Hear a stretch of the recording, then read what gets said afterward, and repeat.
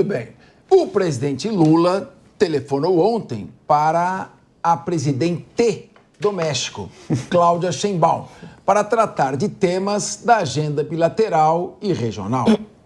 Em nota, o governo brasileiro informou que os dois presidentes reafirmaram o propósito de cultivar relações produtivas com todos os países das Américas, incluindo a nova administração dos Estados Unidos, a fim de manter a paz, fortalecer a democracia e promover o desenvolvimento da região.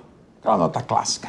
O México vê a tensão com os Estados Unidos aumentar após Donald Trump declarar emergência na área da fronteira entre os dois países, enviar tropas e prometer um programa de deportação em massa de imigrantes que tentam chegar ao país.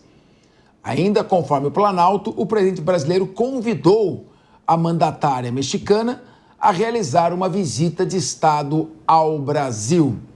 Como fica agora, Paulo Loyola, toda essa questão geopolítica da América Latina? O Trump, ao que parece, vai pressionar o México. Se ele cumprir aquilo que ele prometeu, ele voltou a falar em taxar em 25% todos os produtos mexicanos e todos os produtos canadenses, acusando os governos de não controlarem o fluxo migratório e migratório do México e Canadá e imigratório nos Estados Unidos. E pode retomar a construção do muro. Como você vê essa questão e como pode respaldar isto no Brasil? Porque ele já falou, eles precisam mais da gente que nós deles. Como você vê essa aliança da América Latina e o fenômeno Trump? Na verdade, Capês, eu acho que um fenômeno principal que a gente tem que analisar aí, que me chama muita atenção, é o fenômeno da própria Cláudia, assim, da presidente do México. O que a gente tem muito interessante, não sei se é do conhecimento geral, mas hoje ela é a melhor avaliada em todas as Américas, com uma avaliação positiva que chega a 80%. Ela tem uma postura, principalmente em relação ao meio digital, muito positiva, vem fazendo um enfrentamento muito maduro a essas implicações do Trump. Acho que cabe também dizer, Capês, hoje o dólar está despencando em todo o mundo em função justamente de expectativas que foram quebradas em relação ao que Trump disse que faria e ao que de fato aplicou em seus primeiros dias de mandato. Ou seja, como eu já falei muitas e muitas vezes aqui nesse programa, Trump é um grande falastrão e a presidenta do México tem sido muito, muito habilidosa para lidar com isso. É uma mulher que faz live todos os dias, que tem uma comunicação muito direta com a população, que tem uma política à esquerda que está, de fato, trazendo resultados positivos para a vida da população mexicana.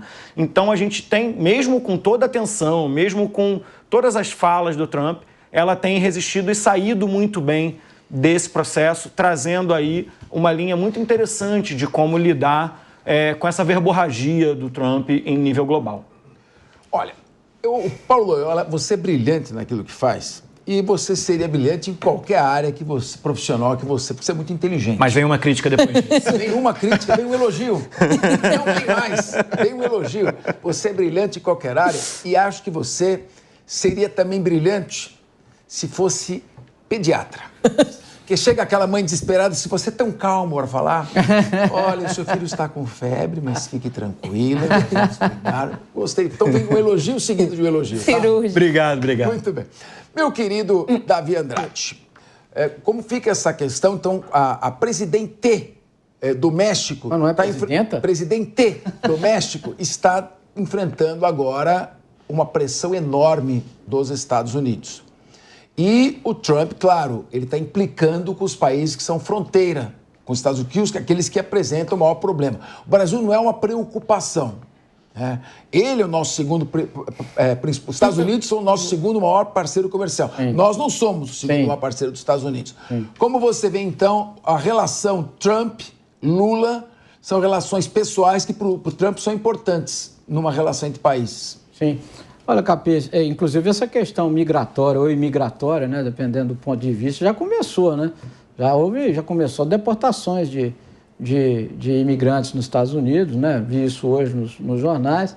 Então, esse fenômeno vai acontecer. A América Latina está, de alguma forma, enfrentando um cenário novo, né? Algo que não acontecia na administração Biden, né? Estão todos se mexendo. Lula com a presidente do México, né? Essas conversas entre os governos. O que eu vejo, Capês, é o seguinte, sobre essa questão migratória, não imigratória,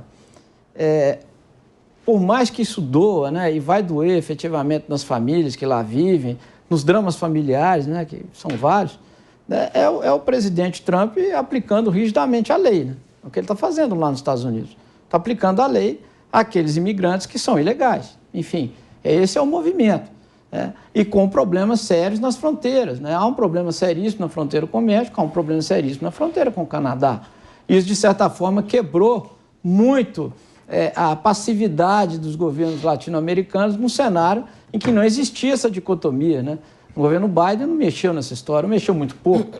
Né? Então, o que eu vejo é uma tentativa de união de discursos, mas assim, que não vai mudar, no meu modo de ver, em nada a política de Trump em relação a essa questão migratória. Não, México falando ou não falando, Brasil falando ou não falando, uma telefonando para o outro, Lula telefonando para ela ligando de volta. Isso não vai mudar em nada a posição de Trump em relação a essa política migratória, no meu modo de ver.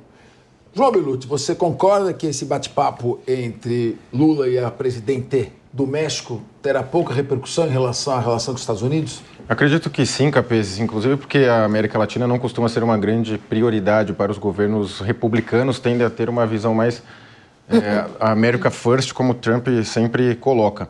E a presidente mexicana, que está no seu primeiro ano de mandato, ainda goza de popularidade alta, devemos lembrar que ela sucedeu o López Obrador, né, dessa linha mais esquerda progressista, e ainda está né, na onda surfando, vamos colocar assim, e ela entendeu muito bem a questão das redes sociais, comunica melhor, né, tem uma comunicação muito mais direta com o público. Agora, lembramos que o México é considerado, de alguma forma, um narco-estado. Dezenas de candidatos aos diversos legislativos das províncias mexicanas foram assassinados.